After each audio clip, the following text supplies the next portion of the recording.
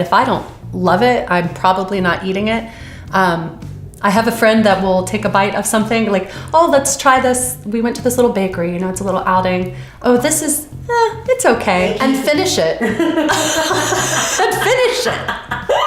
I know, it's hysterical. How can you eat that? Yeah, if it's not that good, then why are you finishing I think because eating has become such a mindless activity. Food is so easy to come by, and it's just a mindless activity.